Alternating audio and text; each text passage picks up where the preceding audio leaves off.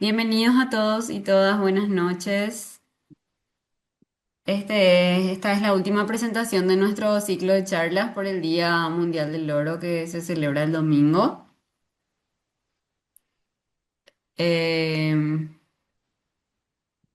Voy a presentarle a nuestro expositor. Él es Carlos de Araujo, es biólogo con licenciatura en la Universidad de Brasilia, maestría y doctorado en ecología por la Universidad Estadual de Campinas, Unicamp. Actualmente es investigador en el Instituto de Biología Subtropical CONICET en Argentina, especializado en acústica ecológica de aves, anfibios, mamíferos y peces, y docente del posgrado en física aplicada de la UNILA, donde investiga la naturaleza del sonido, buscando comprender los sonidos de la naturaleza. Bienvenido, Carlos, y muchísimas gracias por darnos esta presentación. Muchas gracias, Diana. Yo que agradezco. Me encanta el tema, siempre me encantó y hacía tiempo que no laboraba con él. Entonces, esta invitación me dio la oportunidad de volver a un tema que a mí es muy caro, muy interesante, ¿no? Entonces, vamos a conversar un poco hoy de la bioacústica del olor, ¿no? Este fue el tema de mi maestría y mi doctorado. Entonces, quedé como 7 años en campo buscando comprender qué decían los loros y ahí hace un apañado para ustedes lo que como descubrimos y algunos pensamientos que salimos de este tiempo que quedamos en campo buscando los loros, ¿no? Entonces, ah, primero voy a hacer un apañado. Estudié los loros de cerrado. Entonces, voy a mencionar un poco qué sería el cerrado. Después, vamos a hablar un poco de la comunicación de los loros. Después, hacer una descripción del repertorio vocal del papagayo gallego, ¿no? De la Lepopsita chantops. Y ahí mencionamos otras especies, ¿no? Y ahí empezamos a enfocar en la llamada de vuelo de todas las especies de cerrado que estudié, ¿no? Y ese puede hacer una comunicación comparativa o comparar las especies cuanto a su bioacústica, ¿no? Y hay dialécticos geográficos, ¿no? Y por fin la conservación, ¿no? Entonces vamos a pasar por todos estos temas, ¿no? Ah, el cerrado, el segundo mayor bioma neotropical, sale del nordeste de Brasil, llega aquí en Paraguay, entonces enorme, ¿no? Muy grande. Tiene 856 especies de aves, ¿no? Y 33 de estas son loros. Entonces, la diversidad de loros encerrada es muy grande. Igual, no está en todos los lados, pero ah, siempre que está encerrado hay un montón de especies que también son comunes y todo. Y solo 2% del cerrado está protegido. Entonces, está virando todo soya y esto está mal, ¿no? Entonces, cuando empecé a estudiar, el escenario estaba empezando, entonces era un poco asustador y ahí me fui a estudiar el cerrado. ah, este está el Cerrado, ¿no? Que va desde de Maranhão y nordeste brasileño, siguiendo al sur hasta ah, Paraná, São Paulo y aquí al Paraguay, ¿no? Y hay una curiosidad, a lo largo de mi maestría, lo hice este mapa en que en este momento se iniciaba la idea de distribución potencial por nicho, ¿no? Y ahí hice un modelado para el gallego, para el Ipsophistication Tops, y ahí una cosa que me llamó la atención y discutimos en la defensa de mi maestría, que fue la posibilidad que la especie estuviera en Paraguay. Y esto a su momento no sabíamos si estaba o no estaba. Entonces, me queda muy feliz de venir aquí, conversar un poco del papagayo gallego, ¿no? De la Lepopsita tops, años después, 20 años después, con personas que están efectivamente estudiando la especie en Paraguay. Entonces, me encanta esta charla. Por esto, lo agradezco un montón la invitación, ¿no? A su momento, elegimos que iría a estudiar esta especie porque era una especie casi amenazada. Había nada de datos biológicos. Buscaba en Google y no salía nada. Salió un laburo de Renato Caparrós con genética, como cromosomos, que la especie tal vez no fuera una amazona. Mira que empecé a estudiar la Amazona Xantops después cambió para Salvatore Xantops y ahora tenemos a Leopoldsita Xantops. Entonces, a lo largo de ese año que estaba estudiando, cambió el nombre 3 veces, ¿no? Y está. Y ahí una cosa que me llamó la atención es que no había nada del repertorio vocal, ¿no? De uso de hábitat, de reproducción, nada, no había nada. Y junto con esto, había en su momento una pérdida de hábitat de cerrado muy grande. Estaban todos cambiando los campos de cerrado para soja y este es un momento entonces asustador que no sabíamos qué iba a pasar con las especies. Entonces ah, decidimos que iríamos a estudiar a esta especie en campo, ¿no? Este, Primeramente voy a hacer una revisión de qué es la comunicación acústica, ¿no? Voy a hacer esto con esta epistola Factorum, ¿no?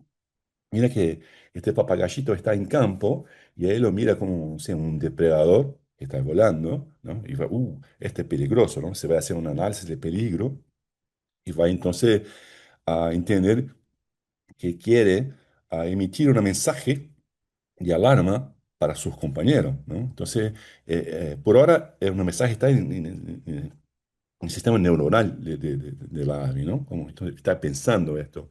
Y ahí entonces, con ese mensaje pensada, se puede efectuar un proceso que llamamos de transducción, que pasa del señal eléctrico que está en el cerebro de la ave hasta emisión, y ese señal pasa a ser un señal acústico, un sonido, ¿no? Y ese sonido entonces es emitido por la voz, por la psique, ¿no? De los papagayos, y se va a propagar en el campo, en el medio que para los papagayos es el aire, ¿no?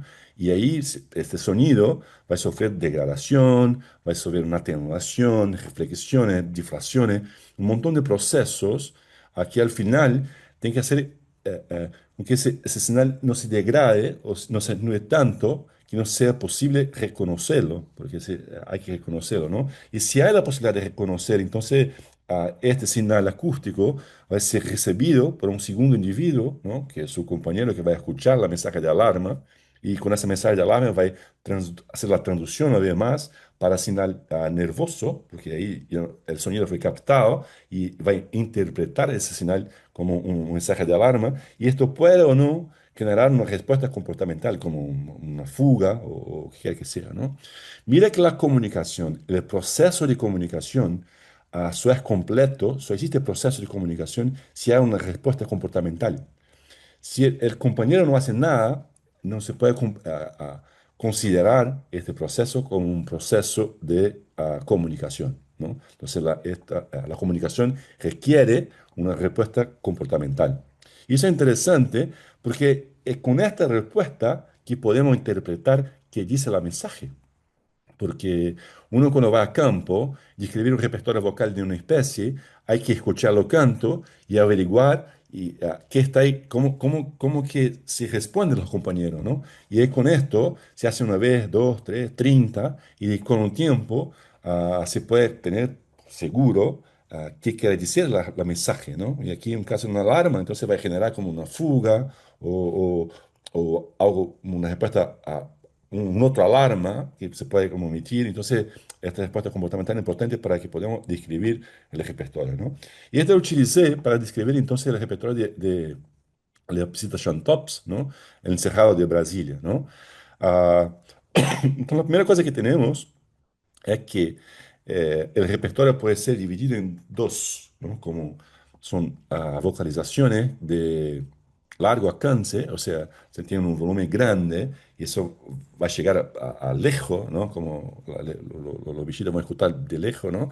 Y hay llamados de súper corto alcance que son bajitos, que tienen como, de hecho, son diseñados este señal para que llegue como 5 metros ahí en la misma árbol que están todos, pero que un depredador no va a escuchar esto de 50 metros, porque se va a entregar la posición y como es peligroso, podría ser. Entonces, la primera cosa que el Shantops hace, que es muy interesante, se va a modular la cantidad de energía que pone en sus vocalizaciones para que sea como una cosa más fructiva, ¿no? Y una cosa más alta, más grande.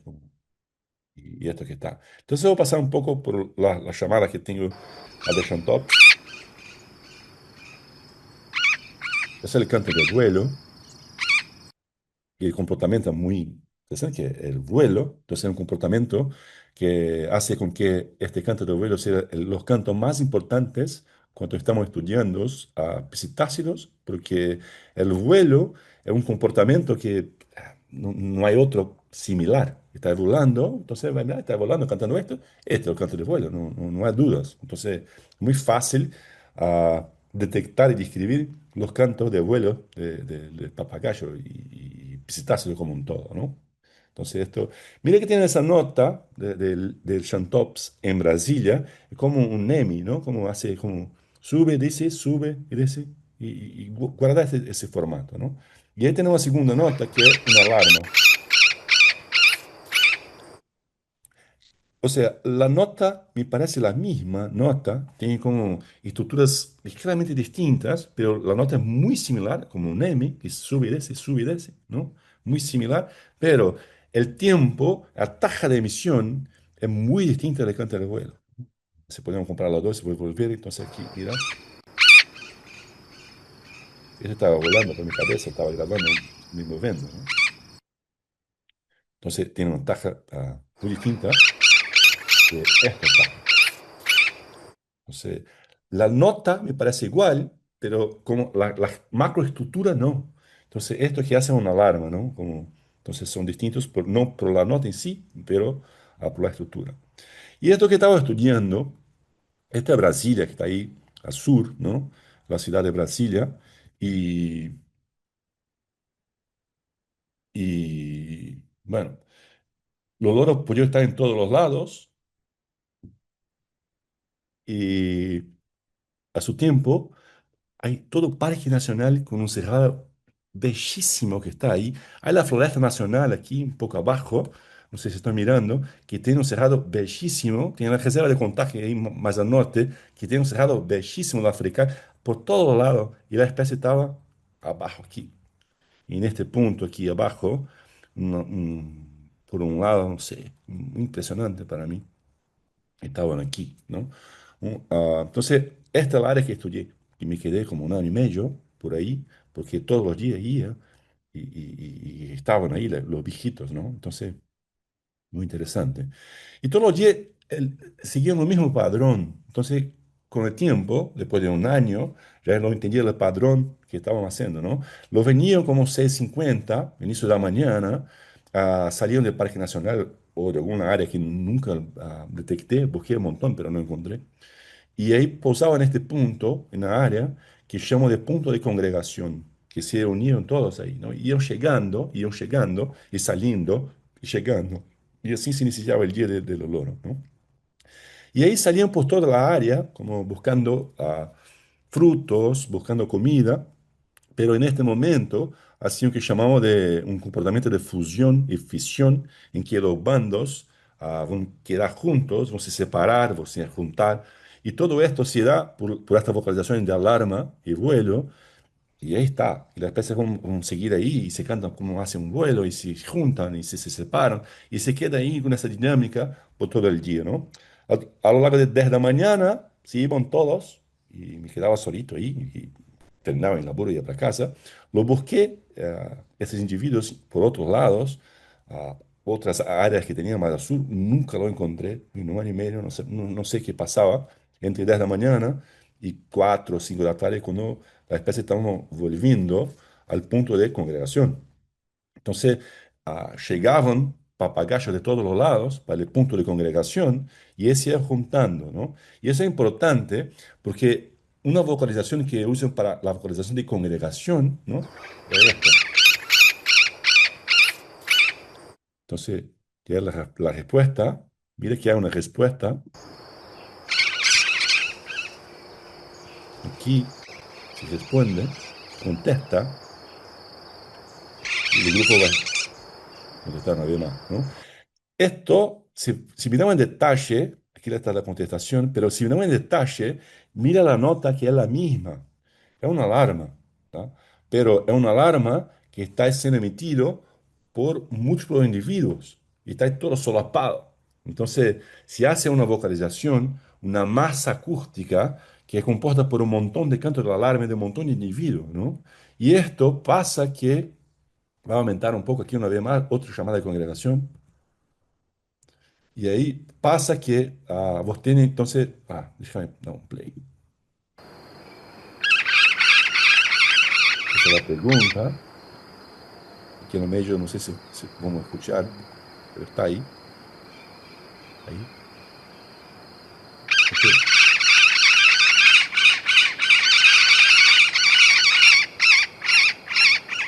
En esta vocalización, la contestación estaba a más de 1 kilómetro. Como lo conocía el árbol, lo leí por binoculares y estaban, sabía qué árvore que era y ahí puse en el mapa, medí, y estaban a distancias superiores a 1 kilómetro, ¿no? Y ahí mira qué pasa cuando vamos solapando cantos de alarme, ¿no? Como pasa esto.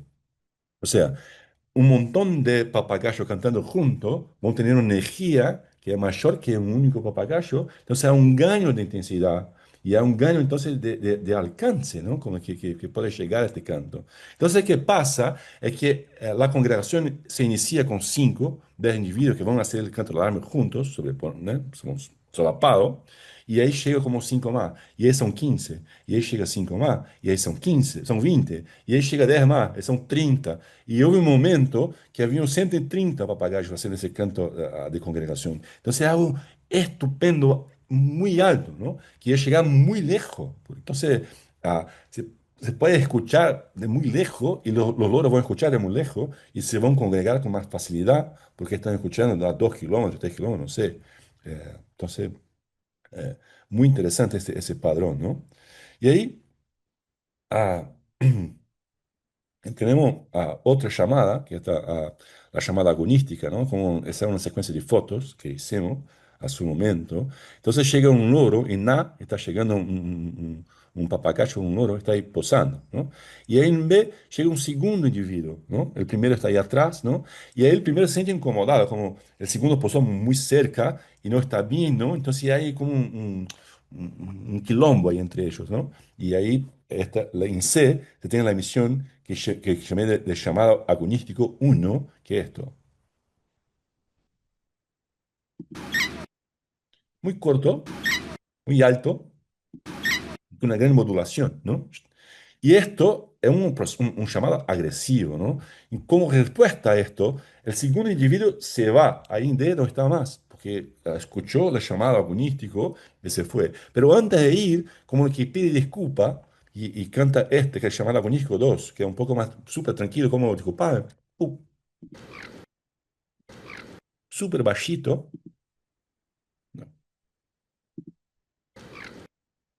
Se están escuchando, calmo, como tranquilo, tranquilo, tranquilo, y se va. Entonces, es como una agresividad y otra para bajar la agresividad. Entonces, esta confusión se escucha todo el tiempo en campo esto.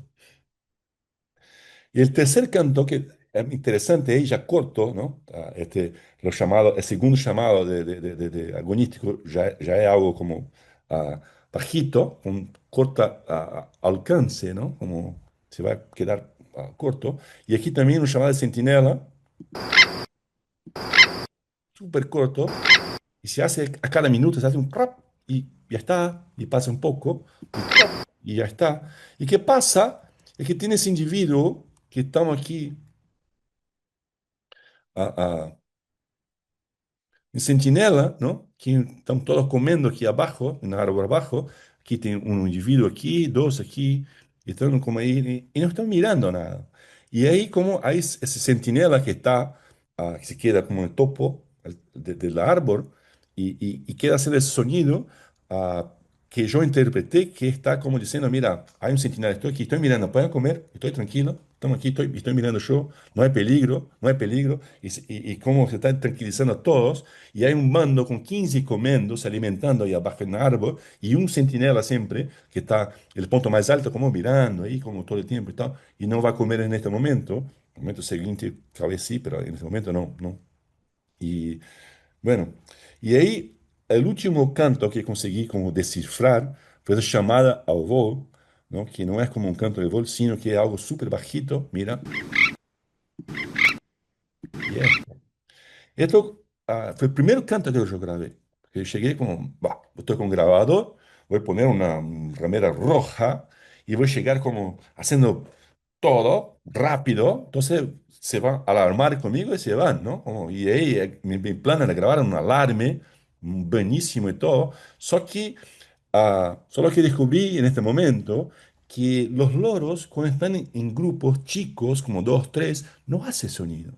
Y este fue un llamado que ese individuo miró, me vio con la remera de gemelo, peligro! Y ahí este llamado, y se fue, pero se fue como silencioso, ¿no? Como, y se fue, y volaron bajo y todo, y se escapó de mí, que era un peligro grande, todo, y se fue. No grabé esta vocalización más, que no hice esto más, pero la respuesta al comportamiento fue muy clara para mí. Entonces describí este canto también, ¿no? Entonces mira que tiene un montón de cantos y un repertorio largo, y ahí hay un montón de cantos que yo grabé, que tienen estructuras distintas, pero que nunca conseguí asociar esto o logré asociar esto a una respuesta comportamental, porque es súper difícil, ¿no? Y entonces están ahí para algún momento a seguir haciendo la descripción del repertorio, ¿no? Pero gustaría devolver aquí un poco a los cantos de vuelo, ¿no? Como este tal vez sea el canto más importante, ya lo mencioné, ¿no?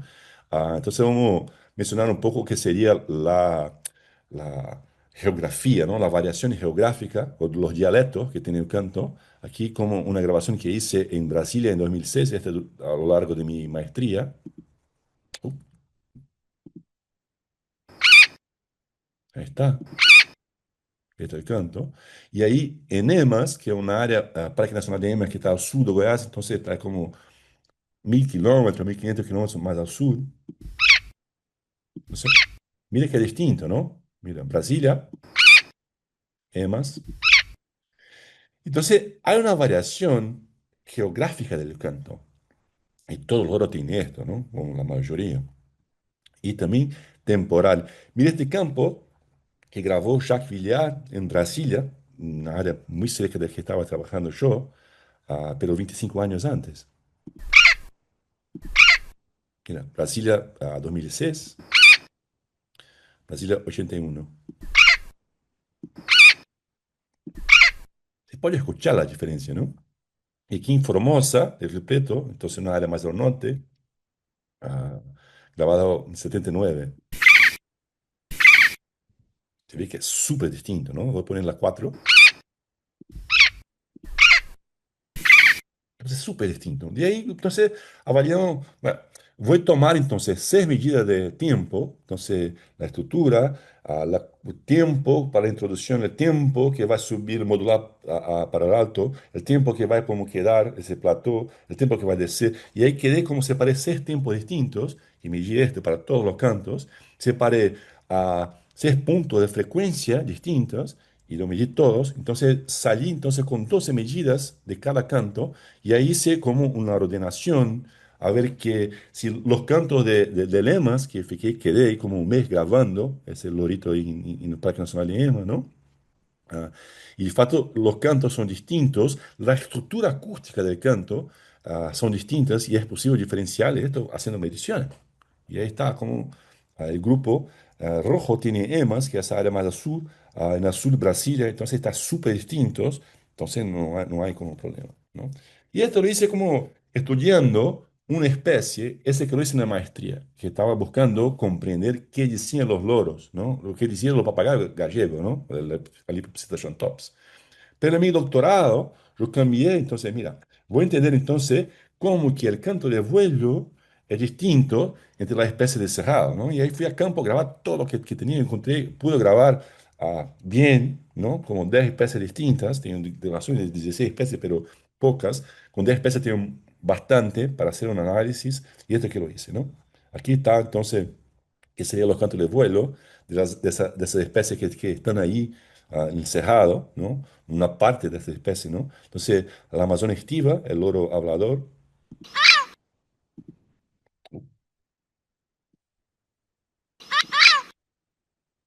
aquí a Lepidopsista chantops, esta, bom, é gallego, Araraúna,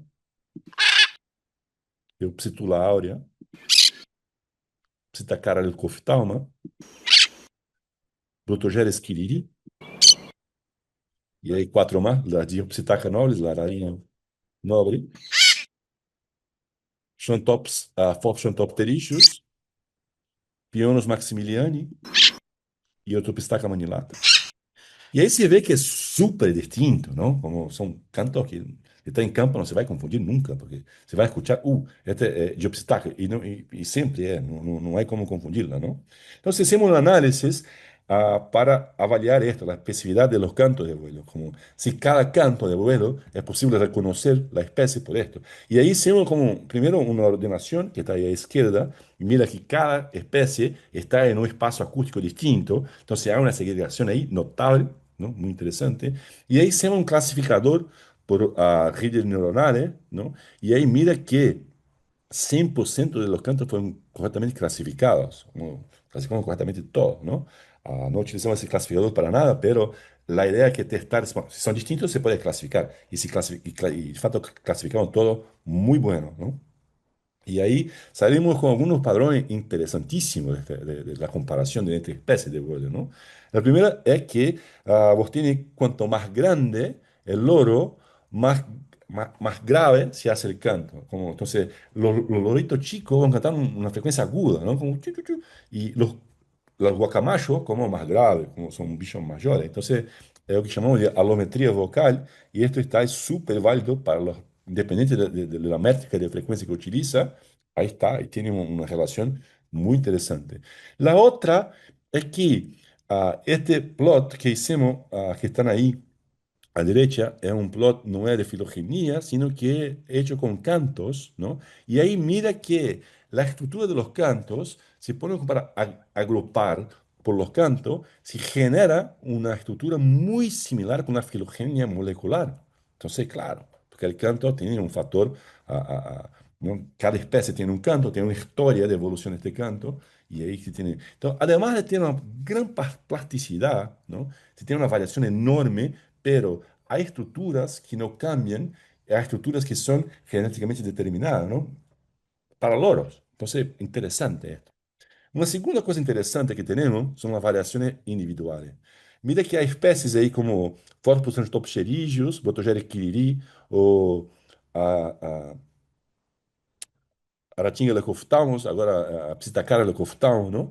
Que tienen una variación dentro de la especie muy, muy pequeña, disculpa, una similitud muy baja, que significa que los cantos que emiten una especie no son similares con los cantos que va a emitir otro individuo, y la similitud entre dos individuos distintos es muy baja. ¿Y qué significa esto? Significa que hay información que estos individuos están codificando ahí, que puede ser, que van, además de la especie, están codificando cosas, ¿no? Y en ese sentido, no es Forpus santopterillo, pero es Forpus pasarinos, que es una especie de Colombia, ¿no? Que tiene la capacidad de codificar el nombre, se va a emitir un mensaje para un individuo y puede codificar en su mensaje para qué individuo quiere enviar ese mensaje, ¿no? Entonces, se va a enviar el mensaje para múltiples individuos, va a tener que cambiar el mensaje un montón. Entonces, por esto la similitud es baja, porque hay estructuras en el canto de vuelo que pueden enderezar el mensaje en un proceso muy similar al nombre que utilizamos, ¿no? Puede llamar, no sé, Diana, y este es un nombre, que es un código específico para el individuo, ¿no? Y los papagayos tienen lo mismo, y ahí detectamos esto, haciendo una variación de similitud y variación y todo, determinamos que estas tres especies, como me parece que están utilizando ese proceso, están codificando información individuales, ¿no? Y por esto se puede hacer una investigación más a fondo, ¿no? Então, talvez la descoberta más interesante que hicimos en este estudio fue esto, ¿no? Porque estaba buscando qué pasa con el ruido. Porque mostré para usted cómo que el uso del hábitat, por ejemplo, del loro de cara amarilla, ¿no? Se da con base en cantos, ¿no? Como en la comunicación, en la fusión y fisión de bandos que están ahí todo el tiempo. Entonces, toda la dinámica del cara amarilla en campo depende de su comunicación.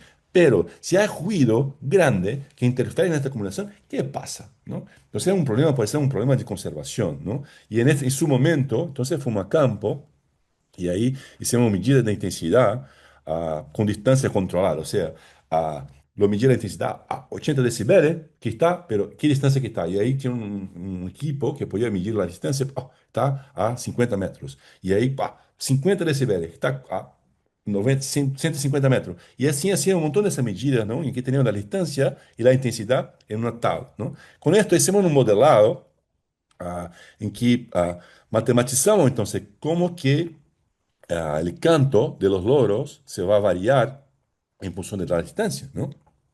Y estimamos que ese ruido de fondo en las áreas de estudio y en áreas urbanas, entonces ese ruido en las áreas de estudio está en verde, ¿no?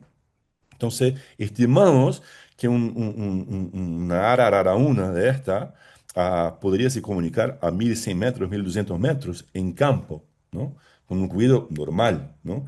Pasa que ese ruido sube y esa distancia de comunicación va a bajar en las áreas de Brasilia, dentro de la ciudad, a 60 metros. Entonces, mira, si hay un ruido grande con un autobús, un avión o todo el ruido de la ciudad que tiene, se va a bajar la comunicación un montón. Tal vez sea el motivo por lo cual los guacamayos estos no están en Brasilia.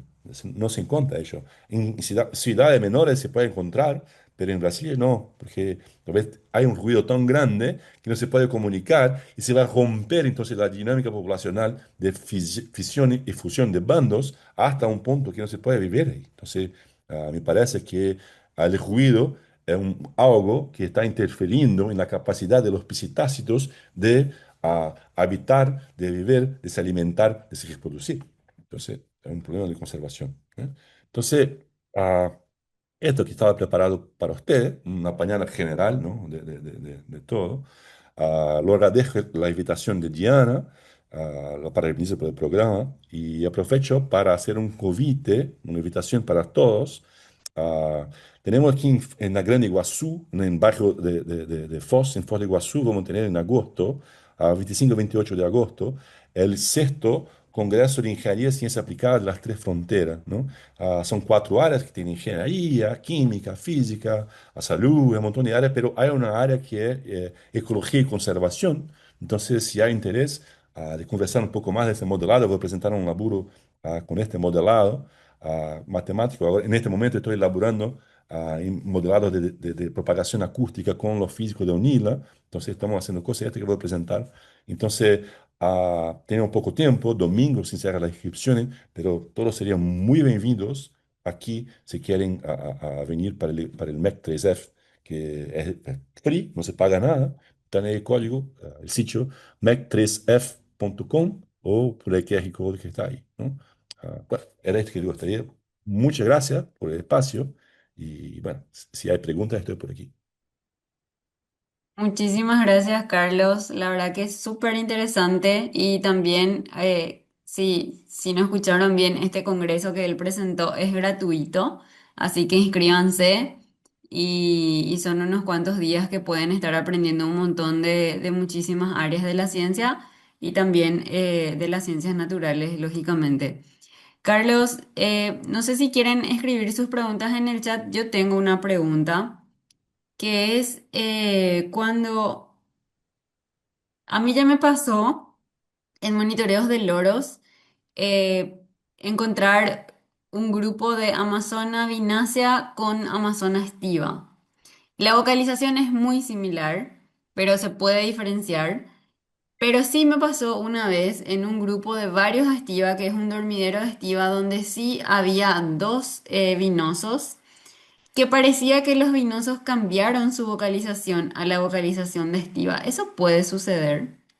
Sí, es algo que pasa. Ya lo miré Amazonia Amazónica entonces, voy a estar mirando. La Cenopsitis pixie, el último individuo estaba pareado con una propijura maracaná y estaba ahí como hacían grupos juntos. Entonces, existe, los psitazos tienen una vocalización tan plástica, tan cambiable, que se puede cambiar y son especies que tienen que llamamos de aprendizado abierto, ¿no? Porque las aves comunes que tienen como, es mucho común que tienen como, se va a aprender, se va a cristalizar y no va a cambiar nada. Los psitáceos no, siguen la vida todo aprendiendo. Entonces, si se saca un psitáceo de un grupo y lo pone en otro, él va a cambiar su vocalización hasta que tenga una vocalización más cerca del otro. Entonces, sí, es posible. Sí, porque esos dos individuos eran muy difícil diferenciar de los estiva y realmente parecía que estaban vocalizando como ellos. Voy a ver si tenemos algo en el chat. Dice José, dos especies diferentes pueden llegar a comunicarse entre sí. Y no es muy común, ¿eh? Y no sé si sería muy común y es difícil de mirar porque hay que mirar esto pasando algunas veces para entender que era un proceso de comunicación. Entonces, es difícil como describir este, porque si está como avaliando el canto de vuelo de una especie, se va a mirar esto, va a grabar esto 50 veces en un día, ¿no? Pero la comunicación entre especies es un evento tan raro que es difícil como describir esto como un proceso de comunicación. Pero sí, claro. Una vez estaba buscando Sean Tops, ¿no? En campo, y ahí hice un playback. No sé si funciona el playback con publicidad, voy a testar. Y ahí lo hice. Y ahí que llegó fue un gavión, un poliboro blanco, como para comerlo, porque lo puse en un canto de un individuo solito. Este que fue. Y él llegó como para comer. Estaba, qué lindo, un papagayo solito aquí. Entonces sí, seguro. Van a conocer, van a aprender y claro. Claro, y posiblemente era una vocalización sola y interpretó como que era una presa que podía comer. Sí, esto. Yo imaginé, yo Qué puse esto, porque imagina, si interesante. tiene un individuo solito, capaz que van a contestar mejor, ¿no? Y elegí súper bien, esa grabación muy buena, y ahí como edité la grabación, y se pone un volumen interesante, y todo, hice el playback y wow, qué locura. Y los papagayos no me contestaron, pero el gavión sí. Qué interesante. Francisco pregunta, ¿cuál es tu vocalización de citácido favorito? Dash Top, seguro. Para mí el más lindo, más hermoso de todo. Me encanta. Pasé 1 año y medio buscando ella en campo, ¿no? Y entonces, algo que tiene como, empecé la ornitología ahí y a mí me encanta, la especie más linda que tiene. Y esta variación, tiene una variación de plumaje que es súper interesante, porque se puede tener el pecho todo verde o todo rojo o naranja o amarillo y todo junto. Entonces tiene bando de 50 y cada uno es distinto del otro. Oh, es hermoso, a mí me encanta. Y ela, como era a Sí, espécie que passei mais tempo em campo, depois de 1 año y medio, chegava em campo, parava, escuchava e sabia, mira, este está comendo um pequi aí, este está como buscando um namorado aqui, outro, e já sabia todo o que estava passando, e estava compreendendo o que estava me dizendo, não? E então, esto não passou com outra espécie, porque quedei 1 año y medio com esta espécie em campo, 10 dias por mês em campo, buscando e compreendê-lo, e ao final eu compreendia todo. Então, sí. Entonces vos ya te comunicabas, ellos ya se comunicaban contigo entonces, porque vos ya entendías todo lo que pasaba con sí, ellos. aprendí a hablar un poco de gallego, ¿no? Sí. Francisco dice, tuve la oportunidad de verlos and top, son hermosos. Marcela dice, primero que nada me gustaría expresarle mi admiración y mi respeto. Un gusto escucharlo comentar que desde mi perspectiva los loros cara amarilla del Cerrado paraguayo vocalizan un poco diferente a los brasileros. Claro, claro, seguramente. Sí, Después se Marcela puede mandar hizo una su grabación a mí, se tesis. me queda mucho curioso con cómo que van a vocalizar ahí. Para acabar. Seguro va a ser distinto, porque... Sí. Y tenés un poco de experiencia con vocalizaciones a las crías, cómo ellos se comunican con sus pichones. No, lo debería estudiar la reproducción y nunca encontré un nido. Pasé 1 año y medio en campo, no encontré un nido y tuve que hacer otras cosas. No fui, Ah, fui a entonces EMAS, fui nosotros a pelear. te vamos a Sí, traer a los nidos, qué lindo, Carlos. sí. Hice un estudio con otra especie y ahí se graba esto como se ha unido todos los días ahí grabando y se ve que lo llamamos de ontogenia, o sea, cómo que el cántaro vuela formado y se hace eso con algunos pinchones, es lindo el laburo porque se crea una estructura como ruidosa y súper mal y cómo que esto va cambiando hasta el canto específico de la especie. Oh. Y se hace con, sé, Sí, 4, 5, 6 pinchones, tiene un paper súper lindo y súper raro porque los nidos de papagayo son difíciles de encontrar, difíciles de acompañar. Hay que estar en campo todo el tiempo y, no sé, la persona no tiene mucho tiempo para esto más. sí. Acá si hay algún participante que quiera hacer una tesis de maestría sobre eso, ya tiene el tema. Sí. Qué fantástico. Bueno, ¿alguna pregunta adicional? Acá en el chat ya no tengo nada. ¿Alguien que quiera? Hola, yo quería hacer una pregunta también. Justo Diana ahí me sacó la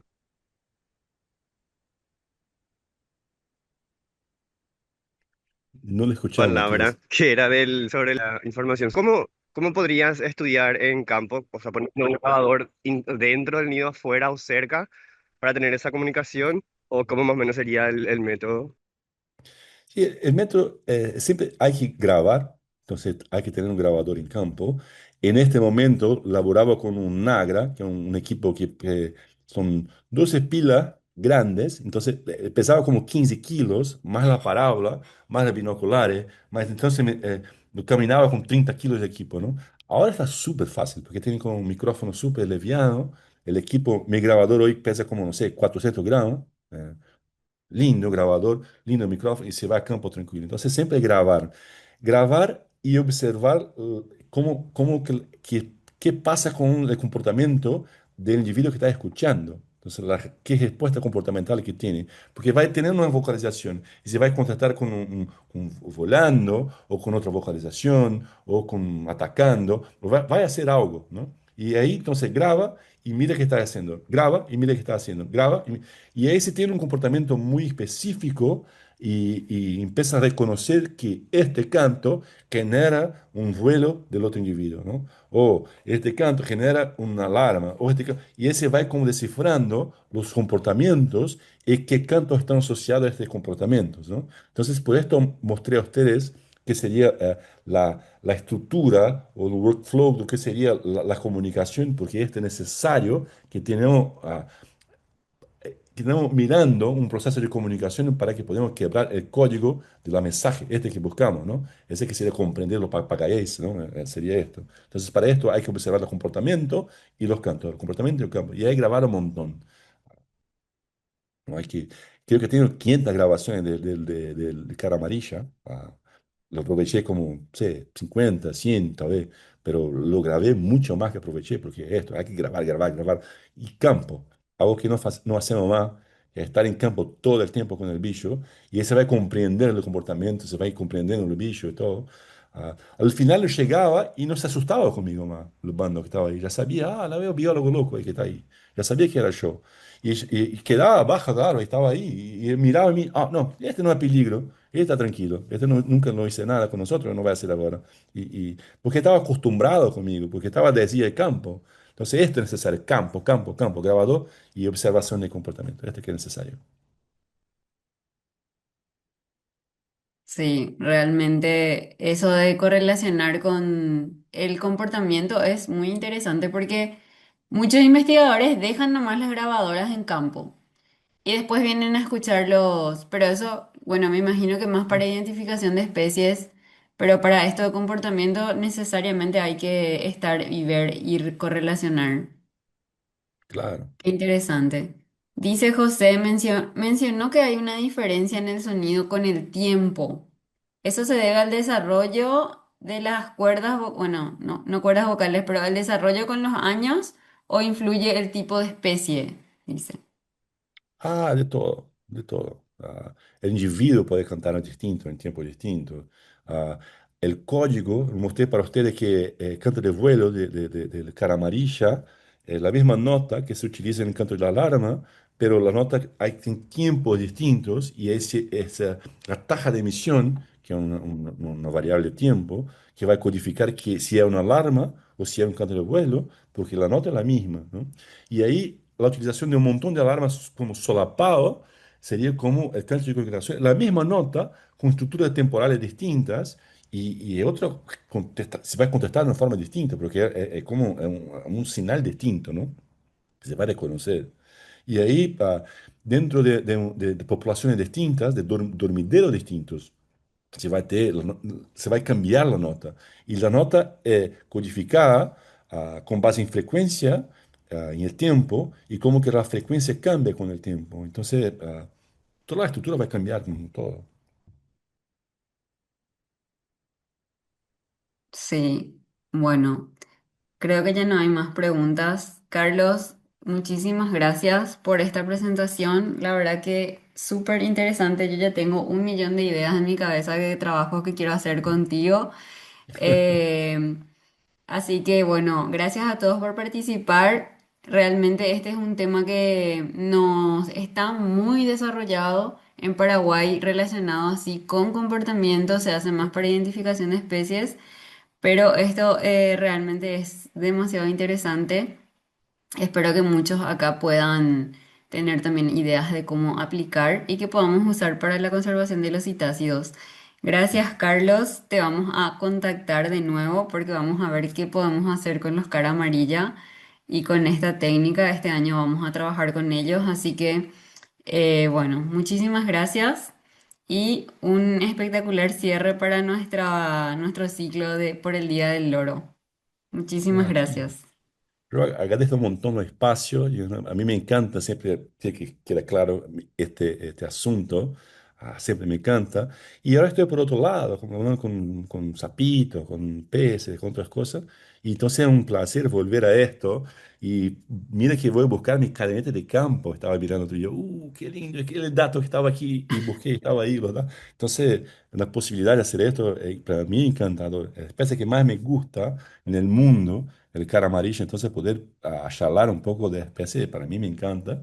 Si puedo ayudar con algo ahí en campo con ustedes, por favor, contad conmigo, porque la especie, esta, me encanta la especie, me encanta todo acerca de ella. Y la bioacústica, bueno, lo que lo hago esto, Bueno. entonces, ahí está. Tengo un Entonces, montón de muchas testigos gracias. acá que te escucharon, que vas a venir a Paraguay entonces. Mm. Bueno, muchísimas gracias a todos. Dicen todo súper interesante, te agradecen en el chat. Gracias, gente. Bueno, Gracias por su tiempo. gracias a todos por participar y gracias, Carlos. Nos vemos entonces en alguna próxima charla que hagamos contigo. Gracias, nos vemos. Chao, chao. Chao, Y esperamos a ustedes chao. el mes 13, ¿no? Sí, inscríbanse al Congreso, inscríbanse. Ahí está. Chao, chao, gente. Buenas noches. Chao, gracias.